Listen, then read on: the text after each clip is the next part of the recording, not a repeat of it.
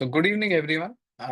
Today, what we are going to be discussing are certain topics which is based on the latest advancements in the treatment for HER2 positive metastatic breast cancer. And what has been really transformative in terms of treatment, we are seeing Enhertu, and we are seeing that HER2 as a marker, not just being as a switch as on and off. We are having a compelling data as to how this entire HER2 positivity is also changing into low and ultra low. And there is compelling data which is reshaping our complete understanding of how we treat our patients with HER2 positive as well as HER2 low or ultra low metastatic breast cancers. Enhertu and dual anti-HER2 agents have really shown a complete paradigm change in treatment. There have been data from the DB6 study, which I will be touching upon. We will also hear Dr. Jay Mehta, a pioneer in the field of doing HER2 testing, even for the low and ultra low, and how we use that in clinical practice. And then we have Smruti Madam, who would give us her perspective of using dual anti-HER2 therapy in treatment of HER2 positive breast cancer. So with that exciting agenda planned, we look forward towards an active discussion. Following the three talks today, Dr. Tejinder Singh, my colleague from Apollo Hospital, Navi Mumbai, will conduct the panel discussion. So let's begin today's uh, webinar. Uh, I I think I am only the first presenter where I will be presenting about NR2 for the treatment of hormone receptor positive HER2 low or HER2 ultra low metastatic breast cancer. And just go ahead and share my slide. Sophia, I hope you are recording. Yes, sir, we are recording, so So that so I think my screen is visible, it is visible. and what we are looking at here is, so this is the data. What I would be presenting is the data for the NR2 for treatment of hormone receptor positive HER2 low and ultra low metastatic breast cancer. This is the Destiny Breast 06 study. What I'm going to be touching upon over the next 15 minutes is to give the background and unmet need in hormone receptor positive HER2 negative MBC, the mechanism action of Enhertu or TDXT, Destiny Breast 06 study design, what have been the results in terms of the efficacy, safety, health-related quality of life data, and if time permits, we touch upon adverse event management guidelines. Most of us have used this molecule, and the adverse events management guidelines do remain the same. Sophia, if you can just let me know once the 15 minutes are up, so we don't extend in the Oh, sessions. Yeah, sir. thank you. So, in terms of introduction and background, we've seen that majority of the hormone receptor positive HER2 negative metastatic breast cancers they express clinically meaningful levels of HER2, and this is a topic which Dr. Jay will also speak about in his talk. Um, all the guidelines currently recommend assessment of HER2 status in all newly diagnosed patients with breast cancer and those who develop metastatic disease. There are about 15 to 20% of patients who would be HER2 positive. This is IHC 3 plus or IHC 2 plus with FISH positivity. But there are significant numbers who are HER2 negative. However, in these HER2 negative, there can be IHC 0, 1 plus, or 2 plus, and FISH negative, which form about 65% of patients. And the pure triple negatives are only about 15%. There has been a new category called the HER2 ultra low, which are IHC 0 with membrane staining, which forms about 20 to 25% of this group. And in terms of patients who are HER2 low or IHC 1 plus, 2 plus, FISH negative, form about 60 to 65%. The Destiny Breast 06 actually looks at targeting this low and ultra low HER2 expressing tumors in metastatic breast cancer. And this was the intention to treat population in the study. The unmet need here is that for first line therapy for hormone receptor positive HER2 negative, we do have endocrine therapy plus CDK4/6 inhibitors, giving us a median PFS of about 2 years. In second line, however, patients treated with prior CDK4/6 inhibitors, endocrine therapy, and targeted therapies for especially PIK3 kinase have shown an average PFS of about 6 months. Single agent endocrine therapy, it's only about 3 months or lesser. In third line and beyond, single agent chemotherapy, mostly chemo naive metastatic breast cancer, gives a PFS benefit of about 6.5 to 7 months. And TDXD in the HER2 low, with patients being treated with prior endocrine therapy and chemotherapy, gives an average PFS of about 10 months. So clearly, there is a need for more efficacious targeted therapies early on during the treatment after maybe failure of the first line therapy.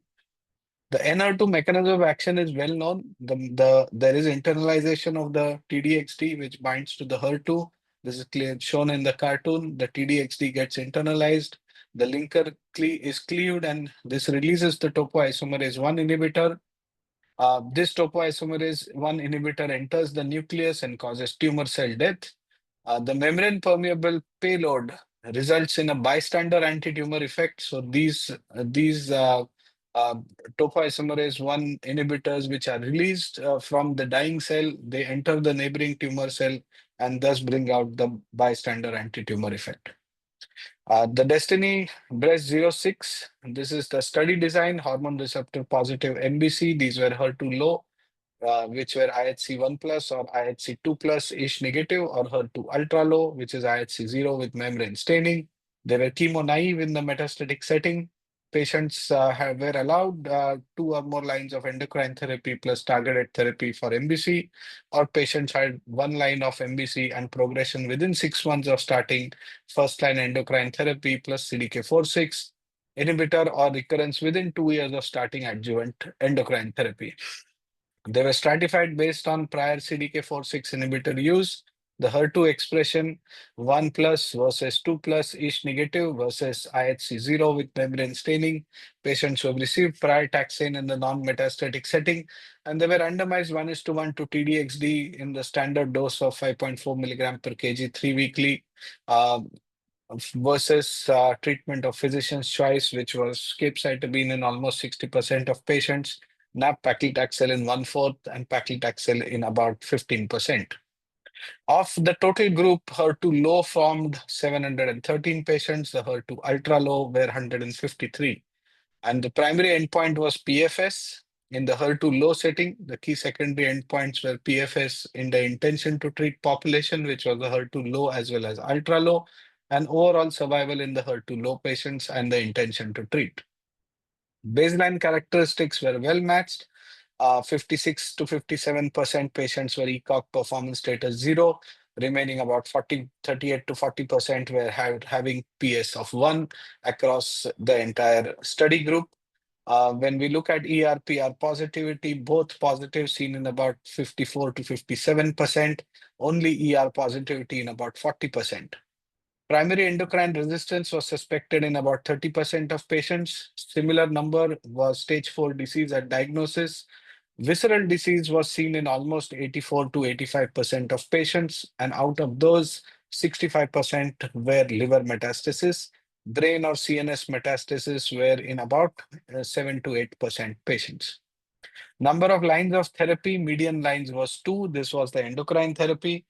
Patients who had failed within 6 months on first line ET plus CDK4/6 formed only about 10%. And patients who were 2 lines of therapy, almost 70%.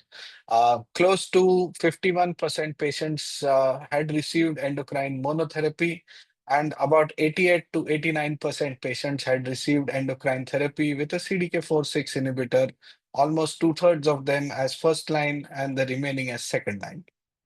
So these were the efficacy data. This was the data cutoff in March 2024. This is in the HER2 low primary endpoint, TDXD, median PFS of 13 months versus 8 months with the chemotherapy at delta of 5.1 months, which was statistically significant, the hazard ratio being 0.62. This is in the intention to treat population, which is the low as well as the ultra low, median PFS of 13.2. Again, a delta of almost 5.1 months with a hazard ratio of 0.64 showing statistical significance. Overall survival in the HER2 low and the intention to treat population, this is at a 40% maturity, 87.6% favoring the TDXD versus 81% at 12 months in the HER2 low, and similar in we see here in even the intention to treat population. So in terms of median PFS, there has been consistent benefit of TDXD across all pre-specified and exploratory subgroups, irrespective of whether taxane is used, irrespective of the HER2 expression being 1 plus or 2 plus-ish negative, irrespective of the previous CDK4/6 inhibitors used, and whether patient had liver metastasis or not. The PFS in HER2 ultra low, this was an exploratory analysis. The ultra low subgroup, the delta is 4.9 months, 13.2 versus 8.3 in terms of the PFS, and in OS 84% versus 78% at 12 months. And this was really consistent to what we've seen even in the HER2 low group. Confirmed overall response rate in the intention to treat population remains about 57% with the TDXD, and the median duration of response is close to about 14 to 15 months. PFS by time to progression on first-line endocrine therapy and the CDK4/6 inhibitors, as well as patients who were labeled as endocrine resistance, we see a median PFS of almost similar, being 13 to 14 months in all of these subgroups. So regardless of time to progression on first-line endocrine therapy plus CDK4/6 inhibitor, or regardless of whether patient has primary or secondary resistance to endocrine therapy, this drug does help. PFS2 is about 20 months versus 14 months. Again, a delta of almost 5.5 months is seen, a hazard ratio of 0.73 in the patients with less than 6 months, 6 to 12 months on first line, 0.59, and beyond 12 months is 0.57. By measures of disease burden, that means patients with less than 3 local or metastatic sites versus more than 3, we do see that lesser the metastatic sites, greater the benefit with TDXD, and this is the benefit is actually larger with patients with low disease burden, as is with most of the targeted therapies. In terms of safety data, there were no new safety signals which were seen. Patients did have treatment emergent adverse events, and 5.3% patients did have pneumonitis, which was the most common cause of treatment discontinuation. Nausea is also another bothersome symptom which is there. So in terms of safety profile, we see here that nausea, fatigue, alopecia do remain the commonest symptoms. Although hematological toxicities are low, they are still seen in about 25 to 28% patients. Special interest adverse events, interstitial lung disease and drop in ejection fraction are actually quite low in this study population. Cardiac failure was also not reported.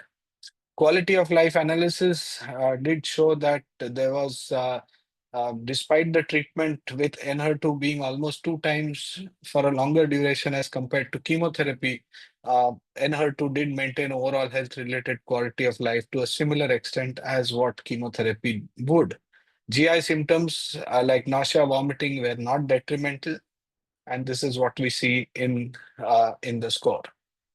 So conclusion, TDXD did show that there was statistically significant and meaningful PFS benefit as compared to treatment of physician's choice in hormone receptor positive HER2 low MBC at an earlier line of treatment than the Destiny Breast 04. The HER2 ultra low results were also consistent with the HER2 low, and confirmed overall response rate was about 58% with the TDXD. So this trial did establish TDXD as an effective new treatment option for patients with hormone receptor positive HER2 low and ultra low MBC following one or more than one line of endocrine based treatment. Now, the adverse event guidelines, we know that the CINV, MASCC, ESMO has said that 3 drugs with the 5-HT3 receptor antagonist, NK1 antagonist, and dexamethasone should be used. And steroids should not be used beyond the day 1 of administration in each cycle. Nausea vomiting can be well controlled using a 3-drug anti-emetic regimen. Some symptoms for ILD monitoring: cough, dyspnea, fever, and some of us do always do a 6-minute walk test and monitor the saturation for patients in our clinics too, which is a good tool to monitor these side effects. What is to be done if there is early ILD? Then wait, consider imaging 1 to 2 weeks, start systemic steroids early. Once the ILD resolves, one can restart. But if the ILD grade is more than 2, and this generally warrants permanent discontinuation of NR2.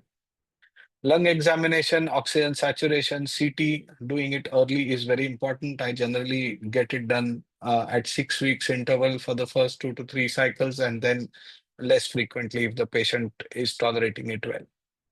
Sorry So to stop, summary sir. of guidelines, this is what the data says, that NR2 did outperform chemo. Primary endpoint PFS 13 months versus 8 months. And this is what has been included in the ESMO as well as the NCCN guidelines. And I stop my talk here and I hand it over back to Sophia. Sophia, back to you. I think we have Dr. Jay Mehta now. Dr. Jay is a colleague, a good friend. He is the chief oncopathologist at Newburgh Oncopath. And Jay will be discussing on HER2 low and HER2 ultra low expression in breast cancer. And we always keep on calling Jay and bothering him. Jay, what is the HER2 status? Let's listen from him today. Over to you, Jay.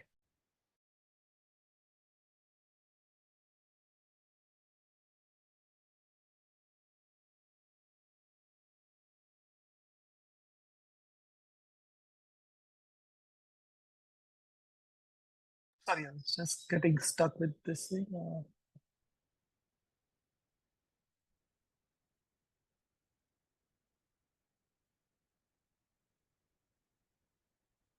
Okay, thanks, Adwaita, for that kind introduction. Yes, all of you here are good friends of mine.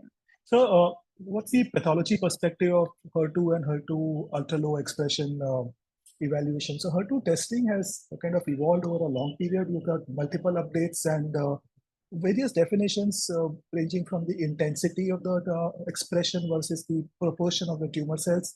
The last update, the last formal update was in 2023, and the short update has come just about a couple of months back. And hitherto, we had this kind of a binary thing where HER2 was either positive or negative. The equivocal ones were clubbed into these two baskets depending on the FISH results. So this is what was being done. And currently, with the introduction of HER2 low category, the classification has now become really not binary, but actually a trinary classification, because it's just not enough to say that HER2 is negative. But HER2 negative component is now teased apart into something which is completely negative, which is HER2 zero or HER2 null. And then there's something called HER2 ultra low and low, and I'll come to it as I go through the talk. So this is a new perspective on the current classification of HER2 expression. Previously, we used to think that HER2 positivity accounts for about 15% of the cases and 85% are negative. Of these 85%, about 50 to 60% currently with the new evaluation turn out to be HER2 low, and still further about another 30% would be HER2 ultra low. So basically, HER2 low is now a clinically actionable biomarker. And you just heard Adwaita talk about how these drugs have wonderful efficacy as well. So the Destiny Breast 04 trial used the Ventana pathway 4B5 IHC assay. So that's a specific antibody kind of a kit that is available from Ventana that particularly was used in this trial. They applied the 2018 ASCO-CAP guidelines. And of course, they are further modified to arrive at this HER2 low category. The scores which were kind of score 2 or score 1, they kind of use the HER2 dual-ish assay and not FISH to kind of tease them apart. What was very interesting was that, so of course, they compared the historical HER2 scoring, which was already done at the time of diagnosis, versus a central lab which did this scoring again. So there was a 77% agreement between the historical and the central testing.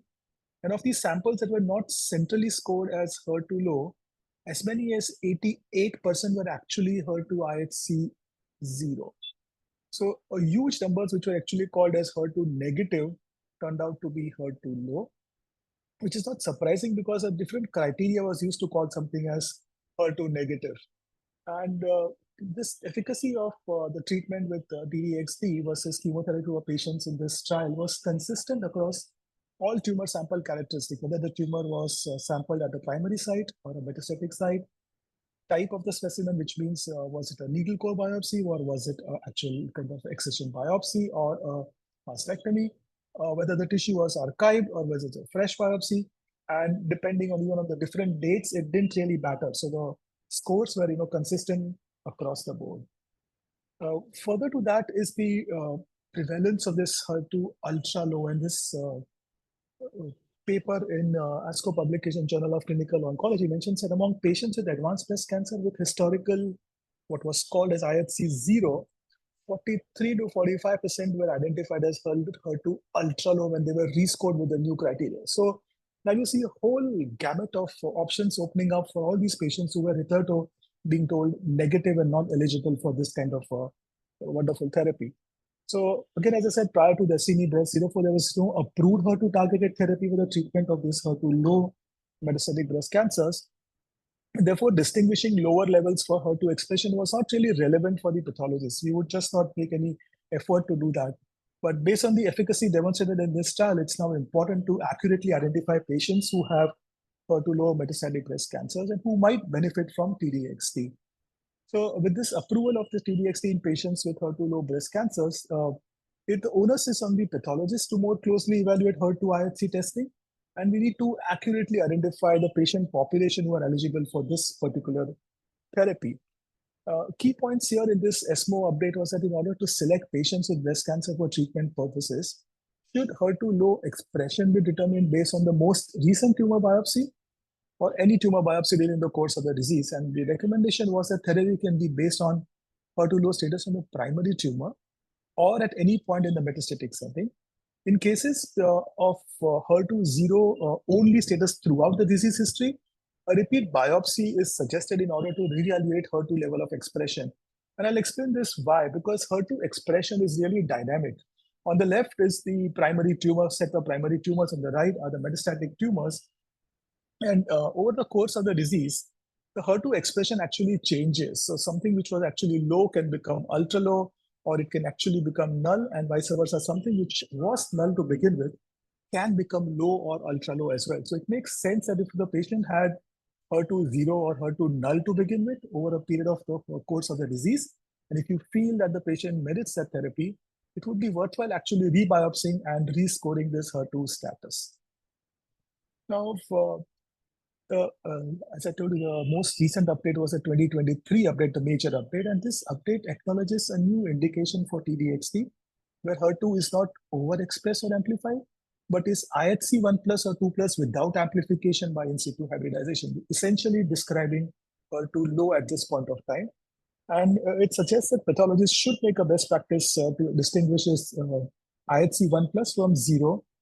They're following certain good laboratory practices, which most pathologists would anyway be doing, but they recommend using the standardized ASCO-CAP guidelines, examining the HER2 IHC at higher power to discriminate 0 from 1 plus staining. That's quite kind of normal for any pathologist to do in any case. Considering a second pathologist review when results are close to 0 versus 1 plus, and this threshold sometimes is confusing, and it would be better if two pairs of eyeballs had a look at it, because the threshold is very, very narrow here. It says that if you have incomplete membrane staining that is faint or barely perceptible in more than 10% cells, then it becomes low. If it's less than 10%, it becomes ultra low. So what if you feel that it's 11% or something? It's better that your colleague also has a look at it. So far, we've been using controls which are of higher intensity, score 3. In my lab, we've always been using something which is negative or 1 plus in any case, but now all the more reason that you should have a control on the slide, which is on the lower side, a HER2 score 1 or a low, so that it ensures that the assay has an appropriate limit of detection. And of course, careful attention to pre-analytic factors, as always with any biomarker in pathology, needs to be paid attention to. This is the most recent update. This is the update that CAP, that's the College of American Pathologists, brought out in March of this year, where they actually recommend, and I direct your attention to bottom right panel here, where it says that although the update said it's optional, you can use this HER2 low and HER2 ultra low words in your report.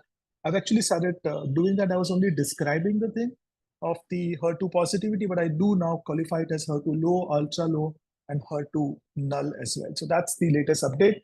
It tells you to put the discrete scores. One should always describe them instead of just writing a binary yes or no. Percentage of cells stained, intensity of staining, pattern of staining, and also which assay has been used is also very important. The 4B5 is the approved test currently for determining HER2 low. These are images, and I doubt if there is any pathologist in the audience. Just to make a quick point here is that look at the ones on the extreme right here, very easy to make out even at low powers. You can make out that this is bright positivity, but something which is at this power, you cannot identify them at a very low power of 4x or 5x. You have to go to a high power to discriminate something which is low, ultra low, or null. As always, tissue handling will impact the staining intensity, and the cold ischemia time needs to be paid attention to. Good fixatives in the lab, which will help you fix the tissue better. Adequate fixation is also important, just not any kind of fixation, but good fixative with a good amount of time. So that's important. If you know the radiologist who's going to do your biopsy, what we do is we tend to send our fixative to the radiologist, because that just makes it so much easier, because there is no way that the interventional radiologist is going to be able to make a high quality formalin. That's really not his clinic's job in any case. Now, for coming to which antibodies to use, so you have several which are available in the market, and since it wasn't really that important to make that distinction of HER2 low and ultra low, maybe it didn't matter if you used a Leica antibody or a DACO antibody or some Biogenix antibody. But this assay has actually been approved on the 4B5 Ventana antibody. So also, most of these assays are optimized for HER2 positive kind of higher score 3s and score 2. So the other antibodies might need to be optimized to work at a lower threshold of detection.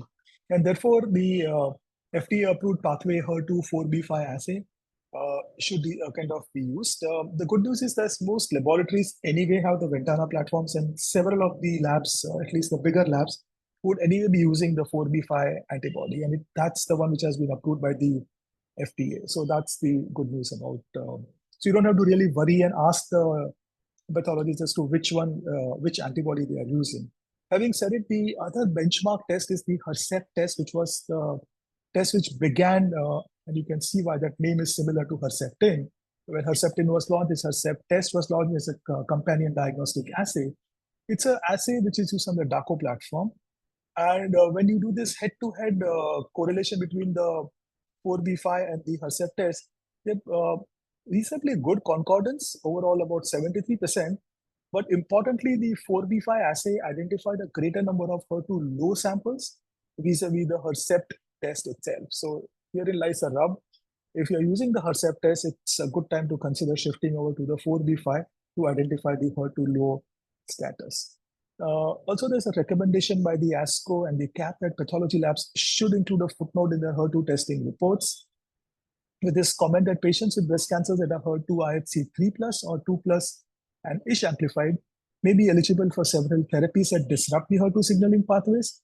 But conversely, invasive breast cancer that test HER2 negative, which means 0 or null, 1+, that's low, or 2+ with ISH not amplified, which is again low, are more specifically considered HER2 negative for protein overexpression or gene amplification, since non-overexpressed levels of HER2 protein may still be there present in these cases. And that's the theory as to why the TDXT will work even in HER2 ultra-low cases. Now, patients with breast cancers that are HER2 IHC 1+ or 2+ or ISH not amplified, which means they're HER2 low, may thus be eligible for a treatment that targets the non-amplified or non-overexpressed levels of HER2 expression for the cytotoxic drug delivery. So this is important to be included in the report. The semi-quantitative IHC score must always be reported as well to ensure patients who meet eligibility criteria for TDX can be identified. And I guess that's how the ultra-low category was also identified. It's again advisable for patients with the hormone receptor metastatic breast cancer score as HER2 IHC 0 to be reassessed to determine if they at any point may be eligible for treatment with TDXT. So in the past, if somebody has called it negative and no fault of theirs, because that was the treatment, that was the interpretation criteria, they may be reassessed. We can use that same slide to again reassess and rescore that HER2 kind of case. Now, as the HER2 ultra-low cutoff is not part of standardized clinical practice, increased awareness of low HER2 expression level is desirable. This is kind of, I think, not a very recent update, but the recent updates, people are aware of it. Most of the pathologists are aware of the HER2 ultra-low cutoff as well. So herein is the last slide. The HER2 expression spectrum is defined by the IHC scoring. So on the right, you have this HER2 strong intensity score, which is 3+, which is positive. The 2+ with ish positive or fish positive are also positive. But the bulk of it, which was HER2 negative, is now teased out into HER2 low, HER2 ultra low, and HER2 null. Null means absolutely no staining at all. Ultra low is incomplete membrane staining in less than 10% of the cells. And IHC1 plus, that's low, is incomplete membrane staining, which is faint or barely perceptible in more than 10% of the tumor cells. So it takes a lot of effort to do this, but with so much at stake for the patients, the onus is on the pathologists, and all of us need to pull our socks up and spend some time on the HER2 slides to make a correct score, which is really clinically relevant now. Thank you very much.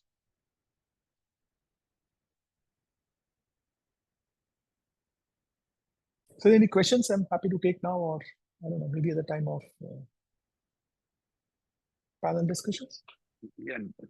Jay, one practical issue that we had was many times in such situations we do resort to doing NGS, and the NGS may throw up HER2 amplifications.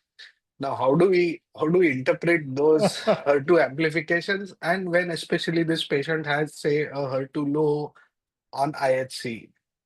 How do you actually correlate? Because I think these two are entirely different in terms of how we interpret Absolutely. them and what do we do for that situation, because that is something which I always get confused, and I bother you many times. Yeah, Jay, what do I do? No, that's a very pertinent question. So actually, you can't do it by NGS because NGS will tell you copy numbers. So if the copy numbers are 0, for example, we don't know the quantum of protein expression. So as of now, the HER2 ultra low, we could theoretically do it by some kind of a real-time, PCR or something to try to see if that matches with all these things. But as of now, no, the HER2 low, ultra low would have to be by protein expression, which means by immunohistochemistry. So, and I think the drug itself also can be used if there is HER2 amplification. So it's again confusing. It's So the again complete confusing that spectrum. the complete spectrum. So it goes from being HER2 positive, HER2 1+, 2+, HER2 ultra low, and also HER2 amplified. Tejinder, any comments on this, or Shivam? Even HER2 null, I guess, because you still have some of these receptors which are still there and which are not. It's a very confusion thing, but it could work. Day by day, I don't know how much the HER2 will ultimately end up. Whether to really do the test or not is going to come as a question. We may be using it even in HER2 negative in the near future. Hello? We don't know.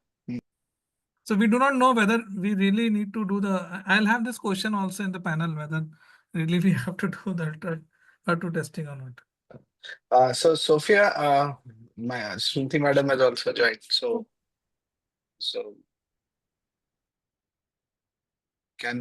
Jay, I think remaining part of discussion we'll take it during the panel discussion. Yeah, sure. And I'll now ask Dr. B.K. Smruti, who's a senior consultant, who's a mentor to many of us at Bombay Hospital, to speak about the dual HER2 blockade, changing the way of breast cancer management in India. Over to you, Smruti madam. Yeah. So thank you for the invite and good evening, all my colleagues. Sorry to be late. I was engaged in another meeting. So can I just share my slides, please?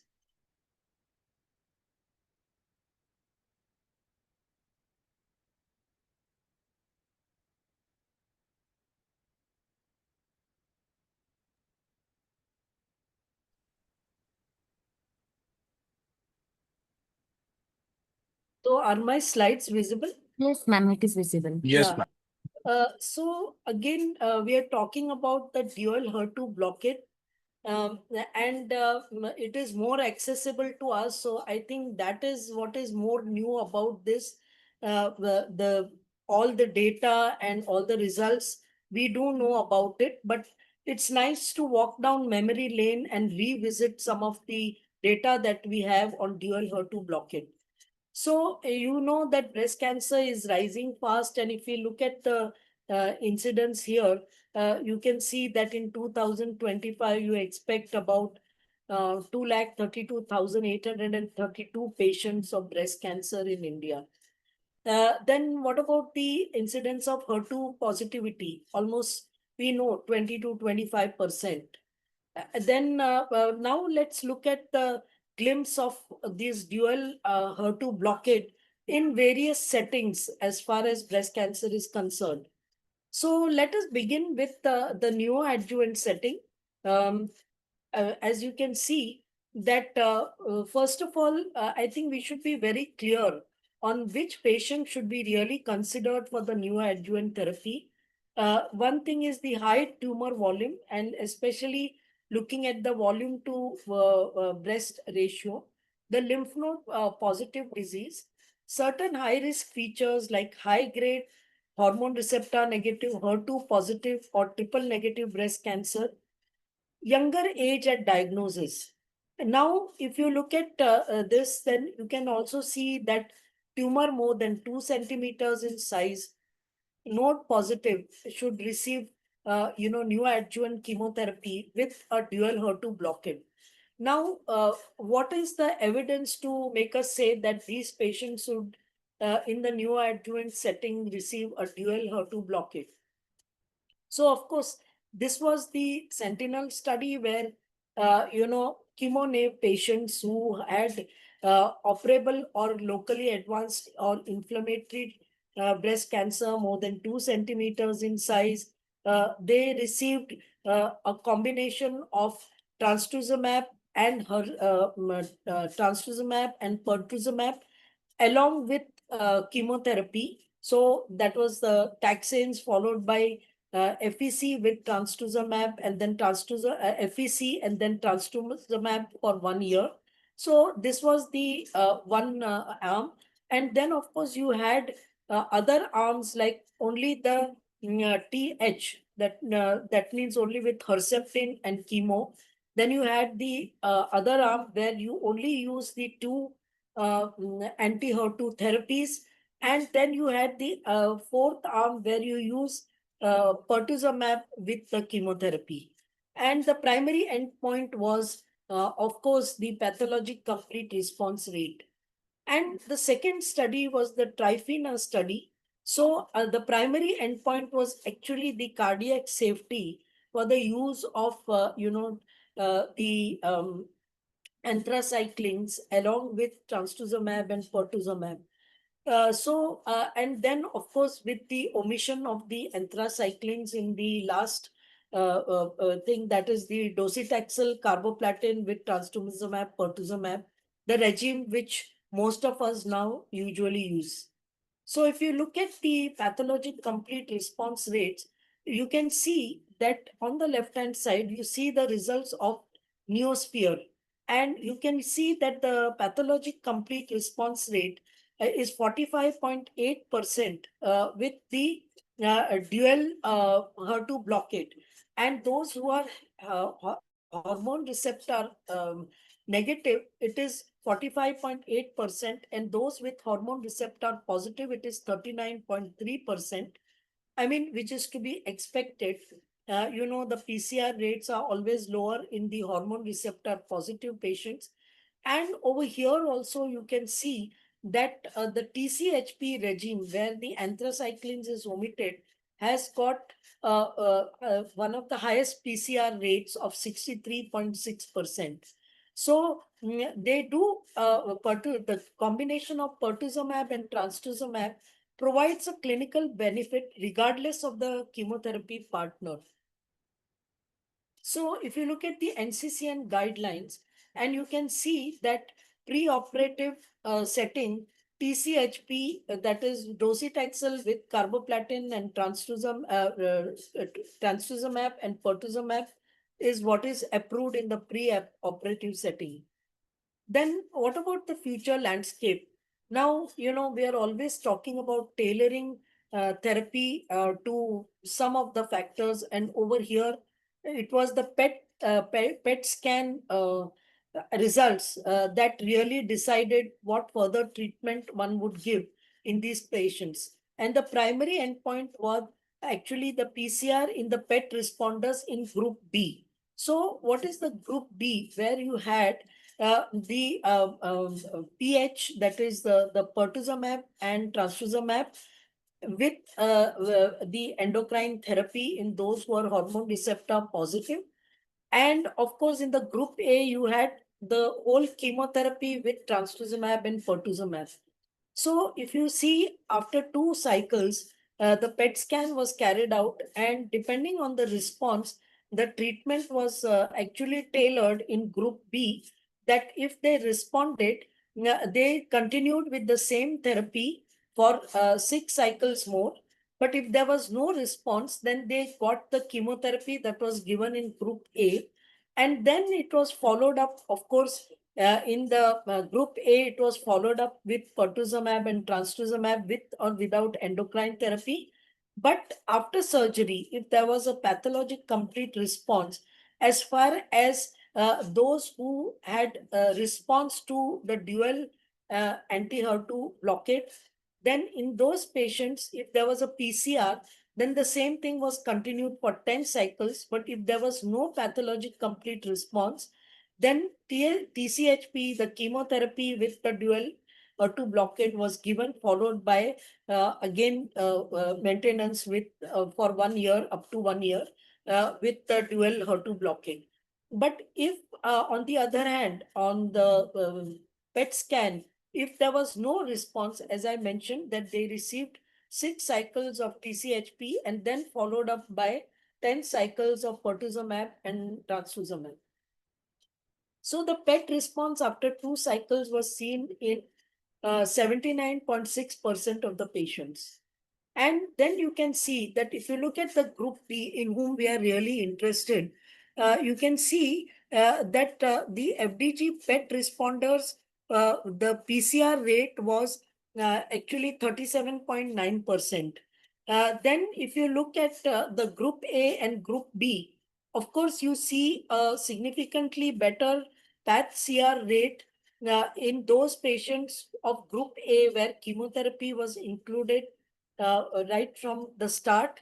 And after 2 cycles. And then if you look at the group B, then the PathCR rates were 35.4%.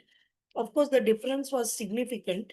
And then if you look at group A again, you can see that in the FDG PET responders, there was a PathCR, that means the pathologic CR rates were again 65.6% versus 10% in the non-responders.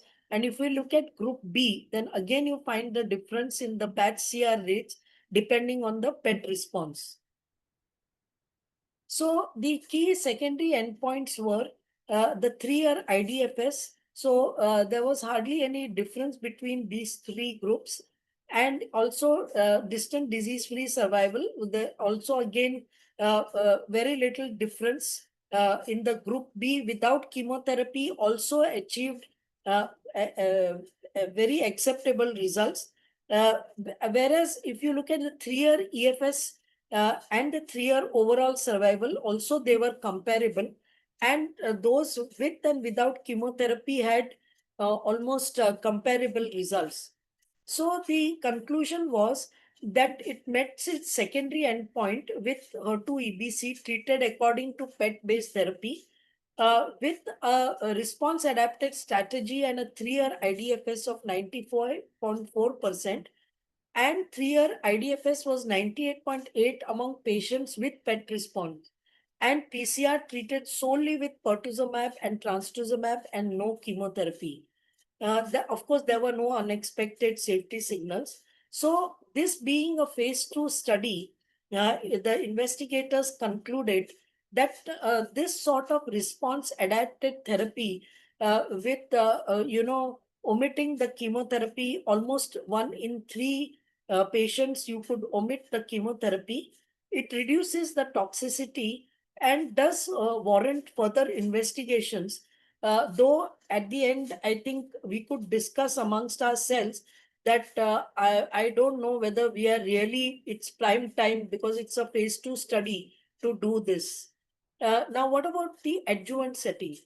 Now, if here the results of the affinity trial, where after surgery, patients with HER2 positive EBC and no prior invasive breast cancer, and either they were node positive or they were node negative, more than 1 centimeter, they received pertuzumab, trastuzumab with chemotherapy, or just trastuzumab and chemotherapy. And we have the long-term follow-up on these patients. The primary endpoint was again invasive disease-free survival, and the secondary endpoints as mentioned here. And here you can see that at 8 years, of course, the data are yet to mature. So the adjusted hazard ratio is 0.83. Of course, the p-value being 0.07. So if you see that there wasn't an overall survival benefit for the combination of the dual HER2 in the adjuvant setting. Well, we did look at the breakup of these patients. So if you look at the intent to treat patient population, you don't see much of a benefit. At 8 years, the difference is only 2.6% in favor of the dual blockade. But if you look at the node negative population, there is absolutely no benefit. But who does benefit is basically the node positive population, where the difference was 4.9% at 8 years in the IDFS, the invasive disease-free survival. So it is the node positive who benefit by a dual blockade in the adjuvant setting. And I know that all of us do actually put this into practice and use an adjuvant dual blockade in those patients who are node positive and not in those who are node negative. So even the NCCN guidelines actually, does add this in those patients as mentioned more than 1 centimeter, but and then of course the node positive. So it is only in PT3 that they have written it, but it is written as plus minus, so that is, but as you know that we usually use it for those patients who are, node positive. Of course, if they're large tumors, then, that data is not available. That is also one area where you might consider it. So then you have these NCCN guidelines, which actually just mirror what I have just covered in these, in the previous slides.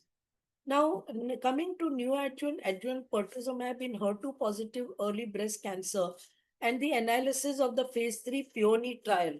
So this was the objective was to see the efficacy and tolerability of pertuzumab to trastuzumab and docetaxel versus only the single agent trastuzumab in Asian patients.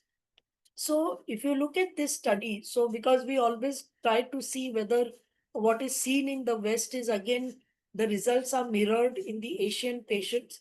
And you can see the design of the trial. And you can see that if you look at the pertuzumab group, then again the response, pathologic complete responses are much higher with the addition of pertuzumab. 5-year disease-free survival is also better. Even as far as the loco-regional recurrences are concerned, they're lesser than those with the placebo grip. And also distant metastasis without CNS metastasis is also better with the addition of pertuzumab. So as far as the CNS metastasis is concerned, there is no difference. So if then comes the Destiny 05 study.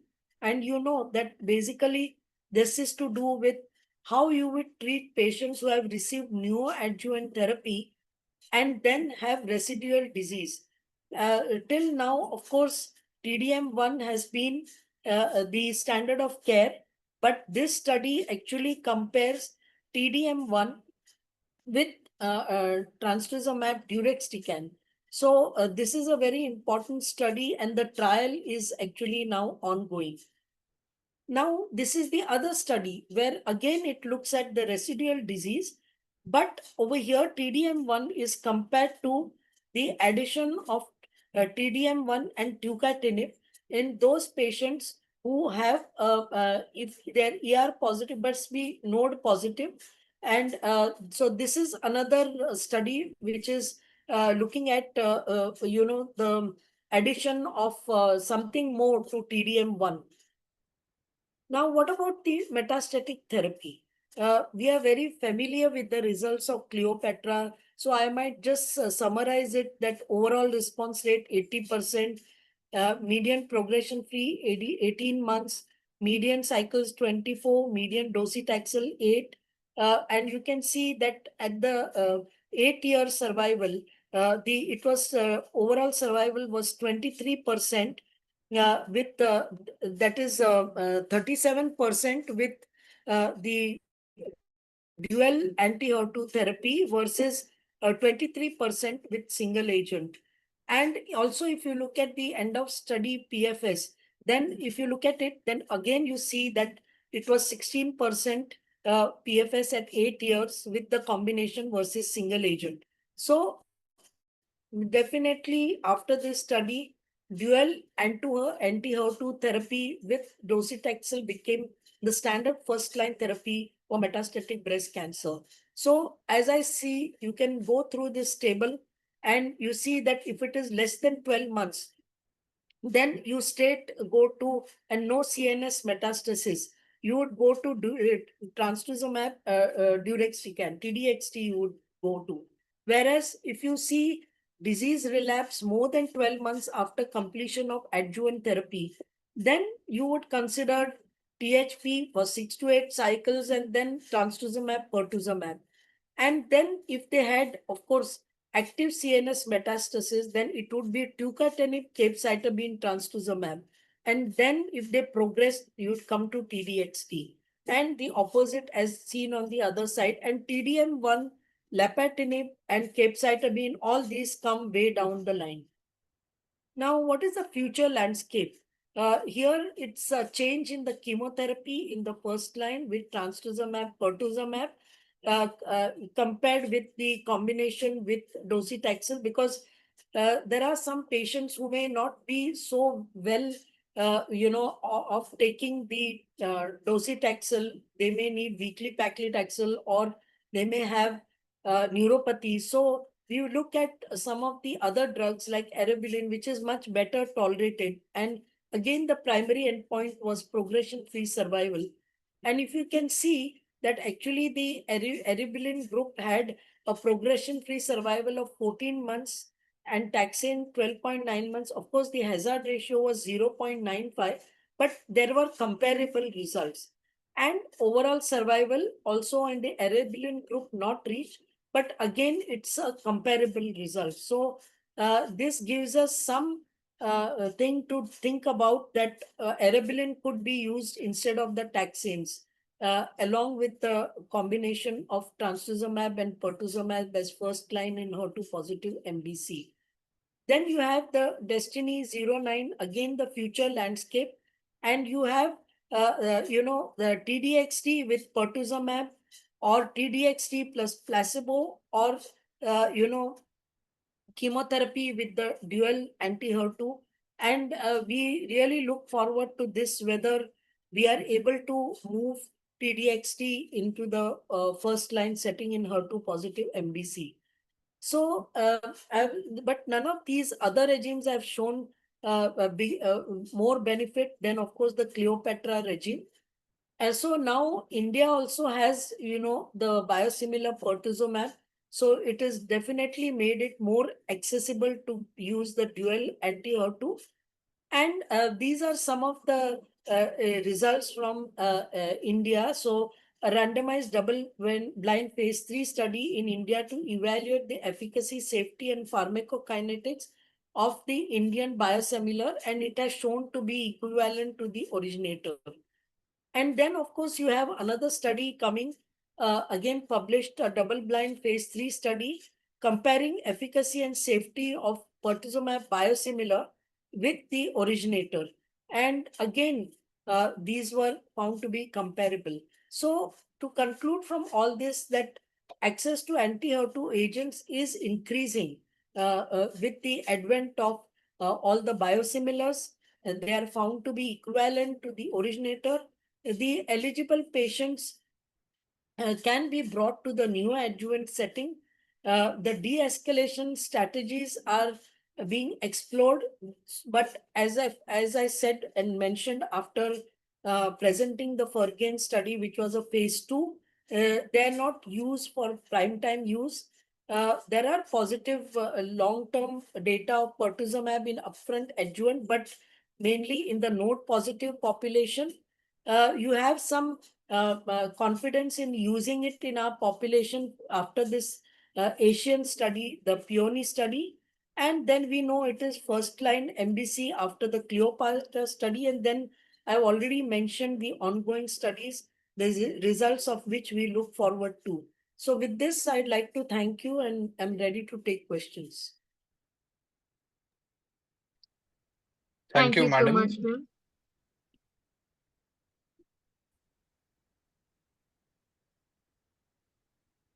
Madam, we can take questions during the panel discussion. Madam Tejinder, I now invite Dr. Tejinder Singh, my colleague who is a senior consultant medical oncologist at Apollo Hospital, Navi Mumbai, to begin his case-based panel discussion. Over to you, Tejinder. Sophia, can you please invite all the panelists? Yeah, otherwise I'll invite, I think Dr. Pushpak is there, Adwaita anyway is there. I can see Shivam and Dr. Anura also. And we will request other speakers to also pitch in whenever the things are required. So I think we'll not waste too much of time. It's already getting 9 o'clock. So this is a small case. Don't go to the case because we will ultimately have more discussion.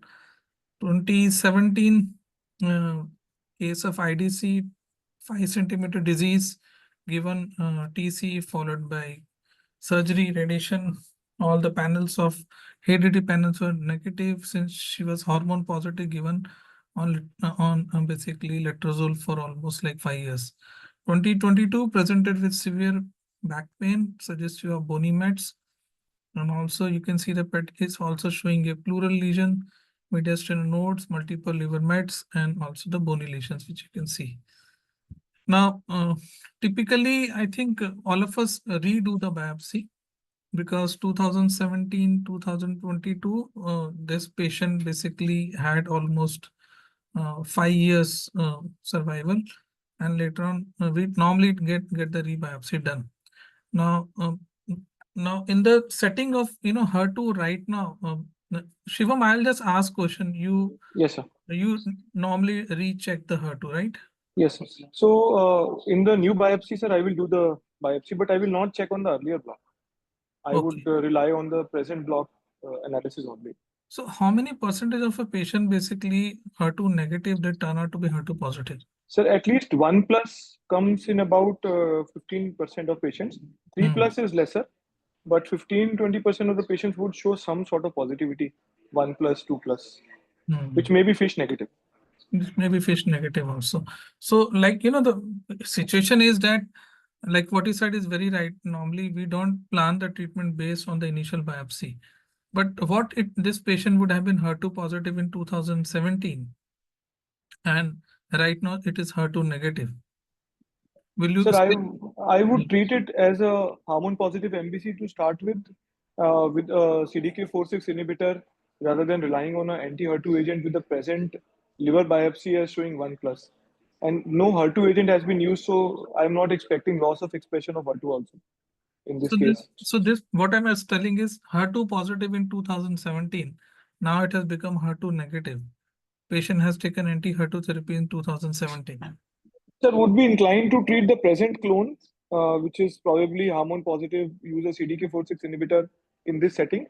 In future, reserve drugs like TDXD, knowing that this is some sort of a HER2 expression is there in most of the clonal cells. So basically, like HER2 1 plus.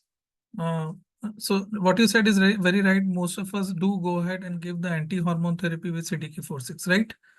Yes, And sir. that is what is your plan. Yes. So, Pushpak, any plan, different plan you have basically in this kind of setup, like where it is 1 plus and ERPR is strong positive still? I still agree with what Shivam said, and I'll continue with hormone therapy with CDK4/6. Yeah. So, I think Pushpak, hello. Yes, sir. Yeah. So you will go with what I think Shivam said. Yeah, There's no I change agree in with what. there's no change in the way we are looking at it. Yeah. Fine. I think that is what is important here. But talking about when you have this now so much evolution of HER2 things coming up, Jay had given a big note on we should look into the HER2 low and HER2 zero. So in this setting, do you really try to see that, is there a point of 1 plus also, or is there any point of trying to see the old block and trying to check at that time what was the HER2, whether it was low or ultra low?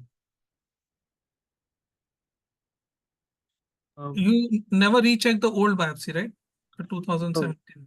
no, I may not recheck the old biopsy. The new biopsy, I think, because the patient had a very long DFS, so I think the new biopsy is more important. And here it is hormone positive also. So I think we know they behave well in Yeah, terms I where think you have. yes.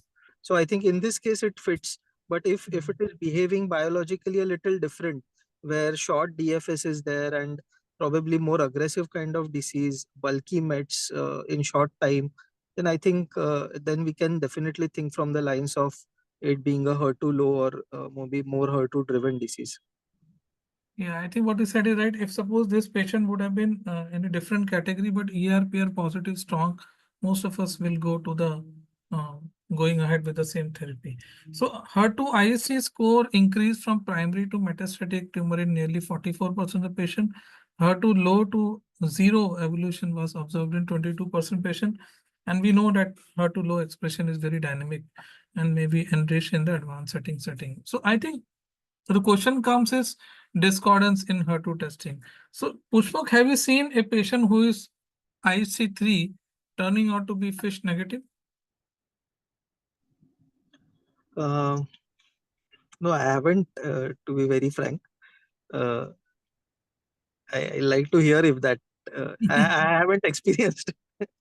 So, what happened just now? One patient came to me with an IHC3 plus, and she was trying to avoid basically not taking anti-HER2 therapy. Somebody advised FISH also. Basically, it was a surgeon who advised FISH, and FISH came negative. So that is what I was asking, what you will do in this scenario. I think Jai sir is there. I think he'll be the best person to answer if this is possible. So I do not know, but you can think Tejinder, about. we've come across such situations, and I I don't think know, it's just crazy. Biopsy was HER2 2 plus, final specimen came HER2 3 plus, and the fish report was sent on the biopsy comes fish negative. I Now, think what do one you thing do? that can That be is a said is scenario where probably we get heterogeneity stuck. is something. Polysomy, sometimes polysomy might account for it, I guess. I don't know. So no, Jay, only biggest issue comes here is will you give anti-HER2 therapy or not?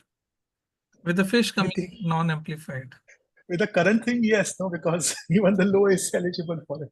Yeah, right. For the TDXT, not the HER2 Yes. therapy. So I do not know what Advait, what you said is right, but normally if with a 3 plus report, I still go ahead and give it them. But I agreed, and what you said is very right. This situation does happen where your IHC is 3 plus and fish Yeah, is coming so negative. I have given trastuzumab adjuvant to this patient who's come to me with initial biopsy of 2 plus. Fish on the biopsy says negative, but the final specimen is 3 plus HER2. And the HER2 3 plus, I got the IHC rechecked by another lab, and then confirming it from two places, I decided that yes, we should go ahead with trastuzumab in adjuvant. Yeah, I think Dr. Anura, what is your take on this question which I asked just about it? Sir, if it is IHC 3+, then normally we don't go ahead with the reflex fish. No, So it's not IHC 3+, reflex. The question comes is that, that question, what you said is very right. The But there will be reflex is some for someone else, not us. That is the thing. So True, they sir. want to save the money, na? Sometimes they send it for I. It's something which is practical. I'm asking a very practical question which has happened. That's the reason why. It happened just few days back only. That's why Okay, sir. So what will you do? I would counsel and go ahead with anti-HER2 therapy, sir. Good. So that is what I was asking, that normally it's a difficult question, but we do counsel them and say that yes, we should go ahead and do the testing. But IHC is one area. Jai, you will agree, sometimes one lab is giving this 2+ converting to 3+ in a central lab is very common, right? It does happen, and I think it's also depending on what kind of antibody you're using. Sometimes you use the Darko platform, sometimes the Ventana platform. So a little bit here and there. Also, it's very subjective way of analyzing what is 2 and 3 sometimes. I have very stringent thing of calling something 3. Somebody might have a slightly lesser threshold to call 3. So yeah, it's all part of the. So if you see the whole data now, when you talk about 1+, 2+, 3+, maximum number of patients are 2+. This I always tell it. 60% will be 2+ Sir, only. I have one question. Would NGS change the game? Because we had one patient who had this situation. We sent it to Foundation 1 because she wanted to take an opinion from the US. Borges ma'am's report was fish positive, but the Foundation 1 gave it to be negative. Now what to do? IHC positive, fish, IHC 2+, fish positive, NGS negative. I think Jay had answered this question about from Adwaita also, but Jay, I think you can take, this is not my area to answer it. Probably have to see the report, what they actually reported there. But sometimes I guess it's polysomy, but then fish should have picked up the polysomy. I'm assuming when they said fish was positive, there was a proper amplification. And I don't know. And sometimes I just beg to differ that Foundation 1 is not like, the benchmark or anything like that. They are prone to equal number of errors that They are most full, labs do. Yes, Yes, sir. they are the pura ka pura AI. But mera question hai, Jay, once since Shivam also asked this question. All this staining pattern and everything, what you said is very right. How to do it is very important. But will the AI will make a change in the IHC way of looking at the HER2 testing? It Yes. would. I agree with that because it removes the subjectivity out of Subjective it. thing, yes. Yeah, and it could improve the thing. Of course, you need to eyeball it to kind of make it more palatable to sign out. But completely, the AI thing would make it more, because sometimes the eyeball cannot literally count each and every cell, or sometimes you will miss out on things. But what you need to do for that is you need to have a very proper pre-analytic factors and the actual analytic part, and then the post-analysis would be taken care by AI. So yes, I think that it's possible, and I think it should be encouraged. Because the PDL1 testing, I remember the Guardant had presented one paper on AI on PDL1. They found that the probability of PDL1 increasing was nearly 40% based on the AI. That's the reason why I thought that IHC pattern. I do not know. It's true. I do not know. It's true. PDL1 again, what they would have said was for probably TPS scores for lung. Yes, TPS score. CPS is so complicated that no AI will also be able to make a very TPS, good TPS. judge. Yeah, TPS. Yeah. TPS, they TPS were is a able bit to like have HER2. 40% increase. Yeah, 40% increase. Because you can pick out the lower ends of the spectrum. The eye is kind of built to pick up the bright expressions. At least I'm talking of pathologists, because that's what we always do for IHC. The AI will be able to pick up the lower end of the spectrum and therefore push up and boost that. Because PDL1 is incomplete membranes, any intensity, not even dim, moderate, anything, any intensity. So that increases the thing if the AI can pick that up. Yeah, I think the questions does happen. I think we will not go to the destiny inclusion criteria directly. We'll go to these questions also. So this patient was started, as most of us do start, since the patient was taking letrozole, was shifted to fulvestrant and abemaciclib. 2023 again started progressing, kept on capecitabine. then new lesions had started happening here. Now, question does come is, Anura, what you will do here? Will you send again a new biopsy or the 2022 biopsy to Jay Mehta and say that please give me at least HER2 low report? I would consider for a rebiopsy here, sir. Like Again. So 2022 or 2023. So you'll again go for the rebiopsy. Yes, sir. Okay. Would So, consider for a rebiopsy. so will you send this kind of specimen for any kind of NGS, or will you go ahead with the looking especially for the HER2 thing only? Because it is endocrine receptor positive as well, I would like to see for PIK3CA and this mutation profile, as well as I like to see the HER2 amplification. Okay. So you will go for the basically you will do a FISH testing, or you will again send the HER2 testing to see whether it is ultra low or lower, because it is 1+. Yes, 1+ sir. is positive only. Or Yes, do you sir. think about looking and without any rebiopsy, planning for directly going for TDX? Without rebiopsy, sir, TDXT remains an option because it is HER2 low. It comes under the category of HER2 low. Okay. And fourth line of therapy almost so. So Muzamil is here right now or no? Or Pushpak, I think what you will do here now? Will you, I think Anura said very nicely about the PIK3, but will you do anything else or directly go for TDX? Or Shivam? Sir, ESR1 mutation, I think we should look for that, the resistant mechanism to hormone resistance, Yes. and look at capivasertib and other drugs which have just come in. Other thing is PI3K, as was rightly said. I would look in the old biopsy only because it does not change Just the 1 year. profile. It's just 1 year. Yeah, so old biopsy only, look at the PI3K. If these are negative, then probably look at TDXD, discuss TDXD with the patient, because it's better to use TDXD now versus using it later. We have seen the responses are not good in the later lines. Yeah. Now, Pushpak, different thoughts. I think all the slides are meant that you should say that you should use TDX, right? But I think, sir, TDXD, introduction of TDXD early in even in a HER2 low setting where because the endocrine therapy, it was showing progression within, I think, 1 year as per the history that was there. So Yes. it could show endocrine resistance.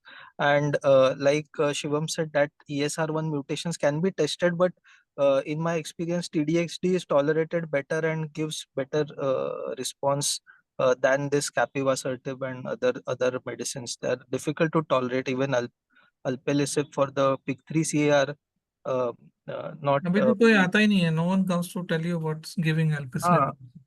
So it becomes difficult. I think Alpelisib basically the probability more than the response. I think it's a very difficult drug to give it. Yeah. So we had TDXD, the tolerance has been good. The safety is also better. So I think if we have a early progression on hormone therapy, I think better to shift. So this question was there, activity of TDX in HER2 low versus SG, which is more better? Because SG will not require any HER2 status. You have both the drugs available, which will go. Now SG is picking up the lines, right? It is trying to come a little bit earlier in the market. So Tejinder, my answer would be to go ahead with TDXD because there is really strong data. You have a median PFS in But I think second right line now, and beyond, yeah. second line and beyond of almost 13 to 14 months here with TDXD. SG is not giving that much benefit. SG is somewhere at around 8 or 9 months. Agreed. But SG has been tried in the fourth line and beyond. Yes. So possibly I would look at after TDXD because I would not really rely on the HER2 status for SG. Another thing which I have seen is that there is always a selection pressure, especially when we are using dual anti-HER2 in first line or second line MBC. We do see that if we rebiopsy after using dual HER2, the HER2 expression becomes lower. I don't know if that is the experience of others. At least I've had about 3 patients in whom the HER2 expression has gone down. I don't know whether it is a selection pressure or it's a clone of disease which is increasing at a new site. I don't know. So, Jay, have you seen this kind of pattern which Advaita is telling that HER2 expression becomes low after the Jay whether- had a slide in his talk in which he Hmm. had shown those flow diagrams, Yeah, yeah. which is the, I think, thing. But Jay, please. It can, yeah. I have that kind of thing, where you can actually get that score lower, it happens that way. Of course, a lot of it, this is to do with the pre-analytics. I mean, sometimes just the fixation is there and, we are trying to give a biological answer to it. It might but मेरे just को be लगता है जय तुम अपना HER2 ना AI को दे दो पूरा. I'm very sure once you give it Yes, to sir, I AI, will get on the job. you have other jobs also to be done. Maybe I'm seriously considering. I have the scanner, so I just need to figure out the software to use for it to do it properly. Anura, will you re-challenge this patient with another TKIs, another CDK4/6? Or now anything you can think about re-challenging? Have you re-challenged with another CDK4/6? Patient has used If the abemaciclib. patient has progressed on palbociclib, we have rechallenged with abemaciclib, so based upon the data. But overall, the patient has progressed early on, like within 6 to 7 months. Then we shift on to chemotherapy if it is HER2 negative. If it is HER2 low or ultra low, then we give an option for TDXT. Yeah, I think she has put up the nice point. There are still confronted data. A lot of thing has been said about maintain and pace. Will not go too much it, and I also think, the post. Tejinder, there are two molecular abnormalities where I would generally look at in such scenarios where we are looking at re-challenging a CDK4/6. One is an RB1 mutation. So if on NGS, if I see an RB1 mutation, I know that the CDK4/6 are not going to work. The second is an FGFR pathway activation mutations. FGFR is also an inherent resistance mechanism for CDK4/6 inhibitors to work. So if these two are present in an NGS report with generally a patient of such a scenario, I would first do that to see and seek and find answers why the patient has been an early progressor, whether, as Shivam mentioned, whether ESR1 is positive, or are there multiple different genomic pathways which are activated. So these are the two things I would look at in the NGS before I decide to re-challenge. Agreed. But many times somebody has already done an NGS prior to starting CDK4/6. RB1 mutation is already there. That So I time, would not use a CDK4/6 because it's a resistance pathway for that. but de novo also it happens. But it's a very important thing what you said. Let's go and move to the next thing because post-monarch data is also.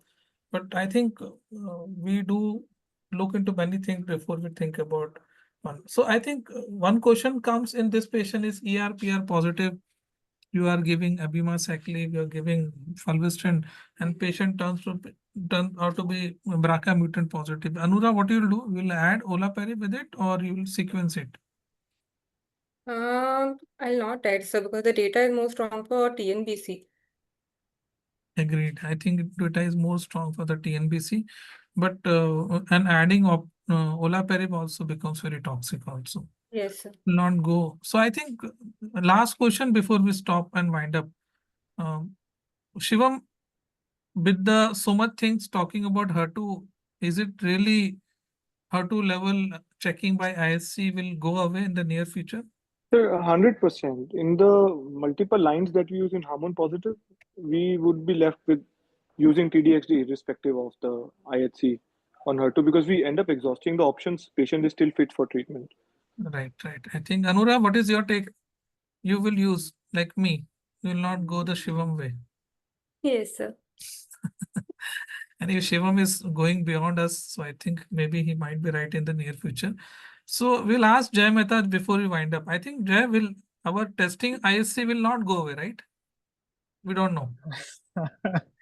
It's a bit like PDL1, right? I mean, it works even when it is 0 or something, but you would like to know what the score is to probably understand if the drug's going to act better or not. I don't know, but the way it is going, I think it's going to be irrelevant if you have a score 0 or null or low or ultra low. I guess everywhere the indication exists. Yeah. So I think thank you everyone. It's already very late. Thanks to the organizer for keeping this very nice meeting. I think we had very good sessions. 3 sessions were very good. Thank you. Uh, thank you all. Thank you, Tejinder. Thank you, Jay. Um, Thank you to Dr. Shivam, Dr. Pushpak Chirmade. Thank you to Dr. Smruti. Uh, and thank you all AstraZeneca team. And I would hand over now, Sophia, to conclude the evening for today. Sophia, back to you. Thank you, Dr. Andura, also for being an active panelist. Thank you.